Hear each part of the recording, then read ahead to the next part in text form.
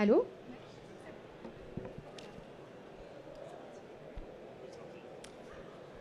Bonjour à toutes et à tous, merci d'être venus nous écouter. On est très heureux de pouvoir aujourd'hui avoir une discussion autour des fresques et ateliers que nous représentons. Le défi climatique, l'urgence écologique de manière globale, c'est l'un des enjeux majeurs du XXIe siècle. En tant qu'élus, collectivités, administration, le rôle de ces acteurs est capital et central pour engager, embarquer, que ce soit les citoyens, que ce soit les organisations et les acteurs locaux, territoriaux. Et pour agir de manière impactante et concrète, il faut comprendre. C'est pour ça qu'ont été créés en 2018 les premiers ateliers fresques. Donc la fresque du climat a commencé à ouvrir le jeu. Ensuite, d'autres fresques et ateliers se sont inspirés de cette pédagogie, comme la fresque du numérique, Inventons nos vies bas carbone, que vous représentez ici. Avant de rentrer dans plus de détails, je voudrais rappeler une des nécessités que le GIEC, avec lequel le GIEC nous interpelle, c'est qu'une planification inclusive, intégrée et à long terme au niveau local, municipal, infranational et national est une nécessité. Donc je vais commencer à te poser cette question, Anne, mais peut-être qu'avant, je vais surtout vous laisser vous présenter. Je vous laisse vous faire un petit tour de présentation individuelle.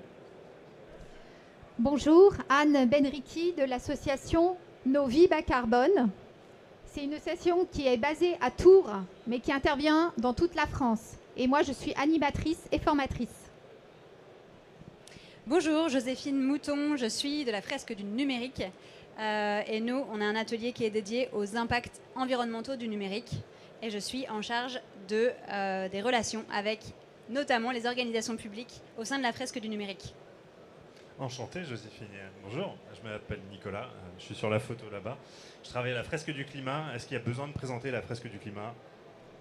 Oui, ok, la fresque du climat, association qui existe donc depuis 2018, comme disait Brieux, et qui est un peu pionnière dans la sensibilisation des citoyens, des citoyennes aux enjeux climatiques, certes, mais même au-delà de ça, écologiques. Et j'ai la chance d'y travailler depuis 1 an et demi et d'en être aujourd'hui le directeur de l'organisme de formation. Voilà pour ce petit tour de présentation. Merci Nicolas, merci à toutes les deux. Alors ma première question, elle s'adresse à Anne, et ensuite on fera un tour de table. Mais on commence par toi, Anne. On a rappelé donc l'urgence qui est la nôtre aujourd'hui. Quel est l'intérêt, selon toi, pour les élus, les collectivités, de coopérer avec le monde associatif pour initier des dynamiques, que ce soit dans les territoires, auprès des publics qu'on a rappelés tout à l'heure, les citoyens, les organisations, les collectivités? Je trouve que le premier intérêt, c'est de s'associer à des personnes, s'adresser à des personnes qui connaissent bien le sujet. On va le voir, nos 3 associations sont assez expertes, sont très expertes des sujets, sont en contact avec tout type de population pour former, sensibiliser, transformer. Et je pense que c'est vraiment l'intérêt d'élus et de collectivités locales de s'appuyer sur ces experts. Deuxième chose, il y a des associations aussi de tout type. Là, nous, on représente plutôt des associations nationales, mais on peut aussi parler d'associations locales. Moi, j'habite dans une ville de la région parisienne. Je suis aussi dans une association locale. Et les ateliers qu'on va vous présenter sont aussi portés par des bénévoles dans des associations locales. Donc, beaucoup d'intérêt, je pense, à s'adresser au monde associatif qui peut à la fois s'adresser à des professionnels, donc des personnes qui agissent dans leur métier, dans les villes, et aux habitants des villes. Joséphine, je te laisse prendre la suite. Même question, quel intérêt d'embarquer les élus, les citoyens avec ces formats-là? Nous, la plus-value qu'on apporte, je parle au nom de nos associations, c'est vraiment de faire connaître des données scientifiques sur différents sujets liés à l'environnement, à la fresque du numérique, donc spécifiquement sur l'impact du numérique, mais on a tous des angles un peu différents qui sont tous liés les uns aux autres en réalité, puisque ce sont des sujets qui sont très interdépendants. Et le but, c'est de mettre sous les yeux des participants, parce que concrètement, donc, on représente des ateliers de sensibilisation à des sujets liés à l'environnement qui se concrétisent par des cartes. On est tous venus avec quelques exemples de ces cartes sur lesquelles on s'appuie dans nos ateliers et sur lesquelles sont écrites des données issues de rapports scientifiques. En l'occurrence, nous, on s'appuie sur des sources de l'ADEME notamment, du CNRS et d'autres.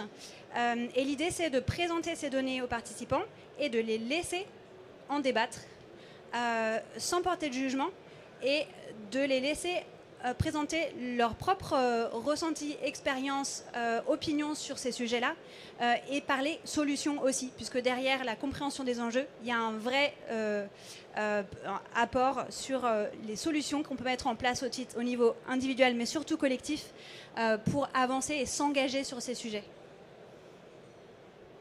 Merci. Qu'est-ce que je peux dire de plus? Parce que évidemment, je rejoins ce que vous avez dit. Pourquoi les associations, en l'occurrence la fresque du climat et celles qu'on représente, sont intéressantes pour des élus, des collectivités? Je pense qu'il y a aussi la pertinence de notre modèle de développement, de notre modèle économique qui rentre en ligne de compte. À la fois, le simple fait d'être des associations donc à but non lucratif fait qu'on n'est pas des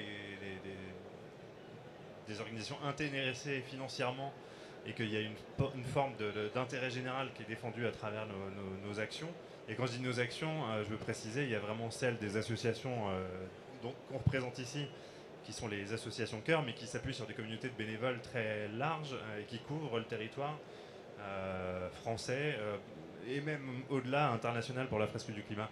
Il y a ce côté, ce qu'on appelle le swarm, la diffusion du jeu et en tout cas de la connaissance, des connaissances qui véhiculent à travers la transmission par les personnes sur le terrain qui est très intéressante, et du coup d'avoir des communautés aussi bien engagées dans la vie professionnelle, des citoyens engagés dans la vie bénévole, ça permet de toucher à peu près toutes les formes d'organisation, de citoyens, toutes les sensibilités, dans encore une fois une démarche assez désintéressée, en tout cas éloignée de considérations économiques purement lucratives. Donc je trouve que c'est aussi un truc assez intéressant. Merci à tous les trois. Vous avez parlé de modèle économique, d'ancrage territorial. Les formats fresques et ateliers, ils ont rencontré un succès qui est assez inouï, qui est immense. Organisations, citoyens, aujourd'hui il y a énormément de gens qui ont participé à ces ateliers-là pour se former, pour comprendre. Comment est-ce que vous expliquez que ces pédagogies-là, elles rencontrent plus de succès que la formation classique telle qu'on la connaît, et qu'est-ce qui en fait aussi, selon vous, des outils qui correspondent à tous les publics, qui s'adaptent à toutes les problématiques, qui s'adaptent à tous les territoires? Anne, je te laisse commencer par répondre. Nicolas, Joséphine, qui veut commencer? Joséphine. Allez, je veux bien prendre, c'est un sujet qui me tient à cœur. La pédagogie fresque a été pensée vraiment pour engager. C'est là le gros point fort de cette pédagogie, c'est qu'il a comme parti pris qu'il y a besoin de comprendre les enjeux, de se les approprier pour ensuite s'engager dans l'action. C'est vraiment tout l'objectif. Et l'intérêt de nos ateliers est donc qu'à la fin, les personnes aient compris et aient envie de s'engager pour changer leurs usages, leur mode de consommation, mode de vie, voilà, et proposer d'impulser des dynamiques au sein des collectifs auxquels ils appartiennent. Peut-être pour compléter, la force de ces ateliers, c'est qu'ils sont très visuels. Hein, on est tous venus avec nos cartes. Et donc on fait appel à quelque chose d'assez concret. Ils sont visuels et ils sont palpables. C'est des cartes palpables. Pour nos vies bas carbone, il y a même des cartes à l'échelle en fonction du nombre de tonnes de CO2 qu'on émet. Donc c'est très intuitif. Et je pense que tous les ateliers qu'on représente là le sont. Donc ça parle à tout le monde. C'est ça qui est intéressant. Ça parle à tout le monde. Deuxième point, on a des versions d'animation d'ateliers à la fois grand public et professionnel. Donc on s'adapte complètement au contexte dans lequel on doit intervenir. Voilà de mon côté. Merci. Et je vais rajouter un petit complément qui moi aussi me tient à cœur. Je trouve que la beauté de ce qu'on fait, c'est le côté ludique de la chose. Parce que certes, on parle de formation professionnelle, on parle d'ateliers, mais en fait, c'est des ateliers qui sont dans leur première phase pour la plupart. orienté dans le jeu. On apprend en jouant. Moi, je suis père de 3 enfants et j'adore ce côté. On joue ensemble et en fait, ils se rendent pas compte, ils apprennent plein de choses. C'est un peu pareil avec les adultes finalement, en jouant, en mettant des gens autour d'une table avec un objectif commun qui est de réaliser une fresque, soit pour le numérique ou le climat, ou voilà, d'autres formes de construction. En attendant, on met des gens autour de la table qui se posent des questions ensemble, qui les résolvent ensemble. Et donc, tu parlais d'ancrage. En fait, il n'y a rien qui ancre mieux les connaissances que de participer à plusieurs à la compréhension d'un phénomène et d'arriver, de ressortir de là en disant tiens, j'ai pas juste emmagasiné un truc qui est rentré par une oreille et ressorti par l'autre, mais j'ai contribué à construire quelque chose avec des gens. Du coup, je me le suis approprié, du coup, j'ai mieux compris et je repars de ça avec. C'est ce qu'on a envie de susciter, cette envie de dire maintenant que j'ai compris, je vais en faire quelque chose. Il y a vraiment ce côté central de la pédagogie de nos ateliers qu'on a en commun qui est, je trouve, très très puissante pour ma part. Et finalement, pour compléter ce que tu dis, c'est un atelier qui permet aussi d'expérimenter le faire ensemble et la coopération, qui est vraiment centrale dans nos ateliers, parce que ce sont des ateliers basés sur l'intelligence collective. Absolument. Tant qu'on est là-dessus, du coup, ça reboucle un peu avec ce qu'on se disait tout à l'heure. C'est aussi, pour ça, je trouve, un intérêt hyper intéressant pour les collectivités, les maires, en tout cas c'est stimuler cette espèce d'action, envie de faire ensemble, la force du collectif, parce que on sait bien quand on adresse et quand on traite ces différents enjeux écologiques, il y a tout un tas de sujets dans lesquels parfois on peut se sentir un peu démuni seul. C'est aussi des espaces de rencontre de gens. Alors, il y a 2 cadres privilégiés pour ça. Il y a le cadre de l'entreprise où les personnes vont travailler ensemble en tant que collègues, mais quand c'est fait dans le cadre citoyen, dans le cadre d'associations locales, dans le cadre de collectivités territoriales, de mairies, il y a ce côté, en fait, on est ensemble et aussi on parle de choses très concrètes qui concernent notre territoire, qui concernent notre propre vie. On a beaucoup plus de facilité à se projeter dans la compréhension des impacts et des nécessités de changer les choses quand on regarde juste devant sa porte plutôt que quand on regarde à l'autre bout du monde quelque chose qui nous semble un peu lointain. Je trouve que c'est assez intéressant de ce point de vue-là aussi. Vous représentez des ateliers qui sont scientifiques, collaboratifs, tu as insisté là-dessus Joséphine et tu as raison, mobilisateurs, ludiques. Aujourd'hui, quand on intervient auprès d'un public professionnel, ce format-là, il fonctionne ? Complètement. On a de multiples expériences, je pense, nos 3 ateliers. Pour tout vous dire, là, nous, Novi Bas Carbone, on est en train de former les cadres supérieurs, les 25 000 cadres supérieurs de la fonction publique d'État. On intervient dans tous les ministères. En ce moment, la Cour des comptes, par exemple. C'est un public très, très exigeant. Et ce format fonctionne vraiment bien. Et je pense qu'on a tous des expériences de ce type-là. Je parle en deuxième. Oui, on a aussi beaucoup de... D'ailleurs, un chiffre assez peu connu et néanmoins hyper intéressant, c'est que sur les à peu près 2 millions de participantes à un atelier fresque du climat dans le monde, on a à peu près la moitié qui est issue du milieu professionnel. C'est loin d'être négligeable. Après, je pense qu'il a une particularité, ce milieu professionnel, c'est que contrairement aux ateliers citoyens, bénévoles, où les gens viennent spontanément de leur propre chef, il y a un petit côté, une difficulté supplémentaire dans le côté pro, qui est qu'à la fois, on a des personnes qui viennent pas forcément par choix, donc qu'on dit vulgairement un peu captives, donc un petit enjeu d'en embarquer certaines qui sont peut-être un peu plus réticents que d'autres. Et puis, il y a un petit côté pertinence d'une approche qui est très généraliste. On peut avoir des organisations qui se disent oui, mais moi j'ai envie d'en savoir un peu plus sur ce qui concerne mon propre secteur, mais c'est là où ça tombe bien, c'est qu'il y a une adaptation pour la plupart des ateliers, en tout cas je vais parler au nom de celui que je connais le mieux, de la fresque du climat, dans la proposition faite aux organisations professionnelles et donc aux élus territoriaux, aux mairies, etc. Il y a cet aspect personnalisation du message et notamment à la fin, personnalisation de l'orientation de réflexion autour des problématiques très concrètes liées au secteur d'activité de l'organisation ou du territoire dont on va parler. Donc cette capacité aussi à embarquer un public de professionnels à qui on va parler pas que de phénomènes, encore une fois je disais tout à l'heure, c'est d'autant plus concret que ça nous parle, là il y a aussi ce côté adaptation à un contexte qui va être plus parlant pour les participants dans le milieu professionnel. Pour compléter, nous, on va aussi dans tout type d'organisation, publique ou privée, de tout secteur, de toute taille. Et on va avoir tous les métiers, parce que ce qui est intéressant aussi, c'est de rassembler des équipes issues de métiers différents pour les faire se parler et aboutir à des solutions qui peuvent peut-être être plus pertinentes que ce qui émane d'une seule équipe.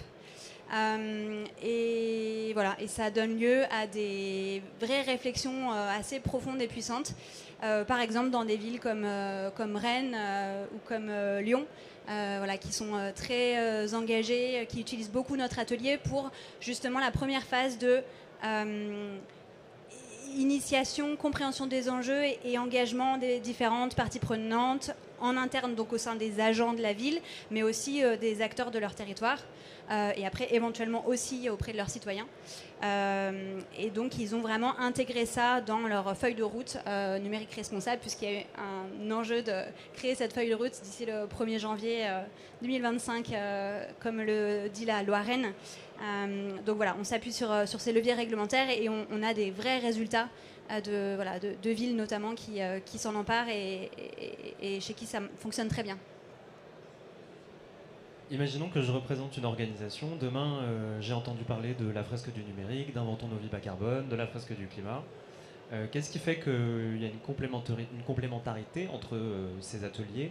Je sais qu'il en existe beaucoup d'autres. Comment est-ce que justement, en tant qu'organisation, on va savoir vers qui se rapprocher pour recourir à ce qu'il y a de plus pertinent en matière de formation, de sensibilisation? Est-ce que tu as des éléments de réponse, Anne, par exemple? Je pense que ça dépend beaucoup de votre intention, de ton objectif. Où est-ce que j'en suis, moi, dans ces sujets de transition écologique? Quelle est ma priorité? Est-ce que je dois commencer juste à sensibiliser? Est-ce que je dois élaborer une feuille de route? Est-ce que je dois m'adresser à la problématique du numérique? Et chacun de nos ateliers va répondre à un de ces enjeux. Moi, je trouve que c'est vraiment intéressant de les combiner, bien sûr, mais en fonction des besoins. Je ne sais pas si vous avez d'autres suggestions. Du côté de la fresque du climat, c'est effectivement une réponse qu'on a eu envie de donner à une organisation comme la tienne. C'est de pouvoir, au-delà d'apporter une forme de connaissance et d'expertise sur le sujet climat, c'est de pouvoir répondre à deux enjeux, soit des enjeux d'organisation ou de collectivité qui soit l'ont déjà fait, parce que ça commence à déjà avoir pas mal circulé, pas mal de gens ont fait la fresque du climat et qui ont envie d'aller un peu plus loin, alors soit plus loin sur des sujets de comment je mets en œuvre des solutions, comment je vais... Qu'est-ce qui est véritablement impactant, quels sont les ordres de grandeur autour des sujets de décarbonation notamment, tous les sujets d'atténuation de manière plus générale, répondre à des enjeux plus sectoriels, dire ok, moi j'ai une problématique très particulière sur mes réseaux de chaleur ou sur mes infrastructures numériques ou sur la rénovation de mes bâtiments publics. En fait, qu'est-ce qui est le plus transformant, enfin en tout cas avoir des réponses un peu plus spécifiques et sectorielles. Et puis aussi, c'est pas tout de comprendre et d'avoir compris qu'il fallait changer les choses, il y a aussi une notion de comment on se transforme, comment on transforme nos modèles économiques, culturels, comment on pense pas seulement à atténuer, mais à se préparer et s'adapter aux changements qui sont en cours. Et cette espèce de panel d'outils, il existe. Tu disais, il y a beaucoup d'ateliers qui se sont créés.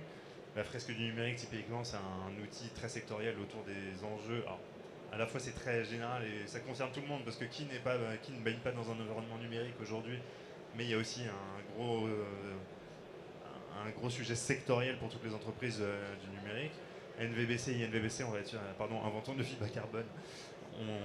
On est clairement sur des enjeux d'atténuation. Quelles actions amènent quelle réduction, quelle action concrète sur les niveaux d'émissions de gaz à effet de serre.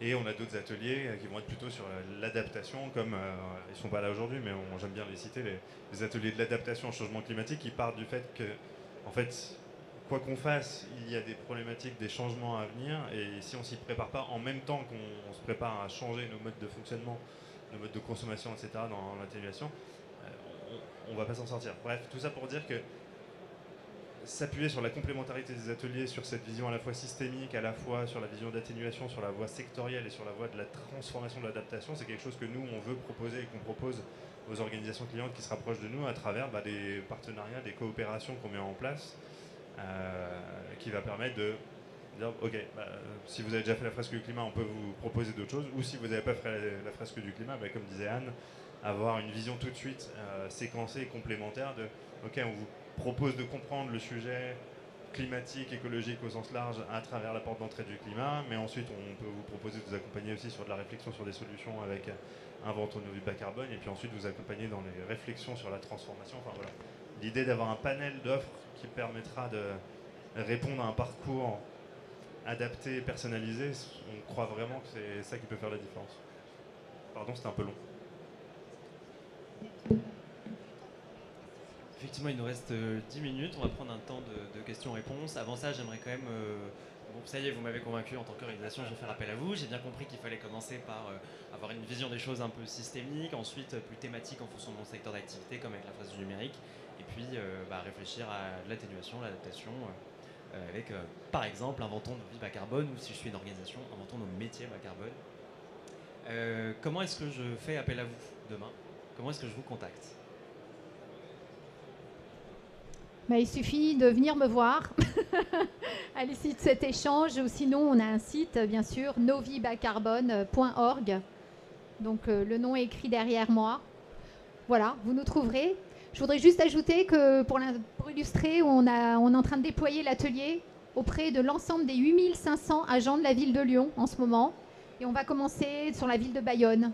Donc voilà, c'est quelque chose, on est capable de s'adapter à tout type de contexte et de s'adresser à la fois aux élus, aux agents, aux habitants. Pour nous, c'est pareil. Vous venez nous voir, on a des super beaux t-shirts blancs, ou vous allez sur notre site parce qu'on a un site internet, on utilise des outils numériques. On n'est pas du tout contre le numérique, on est pour un équilibre entre les impacts négatifs et positifs du numérique. Donc on a un site qui s'appelle fresquedunumérique.org sur lequel vous pouvez faire une demande pour être mis en contact avec un animateur ou une animatrice de votre localité, puisqu'on a des animateurs partout en France, et vous êtes contacté dans les jours qui suivent. Moi je vous laisse noter mon numéro de téléphone, 06 08. Pardon pour la bonne blague. Je ne vais pas être très original, j'ai essayé de l'être, mais fresque du climat, évidemment, vous allez sur internet, il y a un moteur de recherche très récent, assez bien foutu, qui s'appelle Ecosia, et je vous recommande, sur lequel vous pourrez, comme dans tout moteur de recherche, trouver la fresque du climat. Et on a une page dédiée aux organisations, parce qu'on ne parle pas tout à fait de la même manière aux organisations, qu'elles soient privées, collectivités, etc., qu'au grand public. Donc on a une page dédiée aux organisations dans lesquelles on retrouvera notamment cette magnifique catalogue de notre organisme de formation, dans lequel vous allez retrouver les ateliers de la fresque du climat, les formations et bien sûr tous les autres ateliers qu'on évoquait, la fresque du numérique, Inventons nos vies bas carbone et d'autres qui nous permettent de proposer ce parcours adapté. Merci beaucoup à tous les trois. Je vous propose maintenant de passer un temps de questions-réponses. Je vous laisse vous répartir la parole. Est-ce qu'il y a des questions?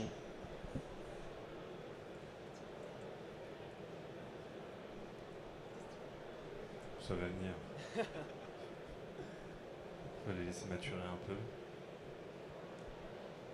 Moi, je vais vous poser une question, du coup. Est-ce que ça vous a inspiré ou donné envie de participer à une fresque du climat? Est-ce qu'il y en a parmi vous, bon, évidemment, j'ai déjà un peu la réponse, mais qui ont déjà participé à un atelier fresque du climat, du numérique, Vous? Mais ça alors? Vous avez même le jeu sur vous. C'est dingue. On se connaît pas du tout. Madame, vous avez déjà participé à une fresque? C'était dans quel contexte?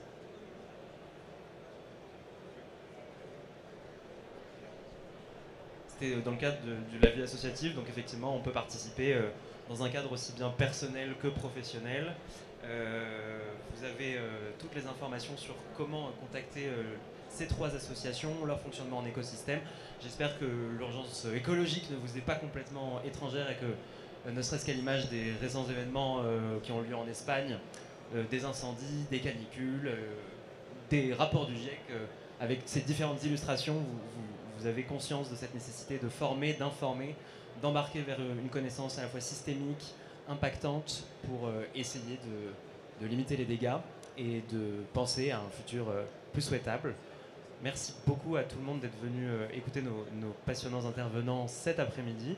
Je vous souhaite un très bon salon et je vous remercie une nouvelle fois.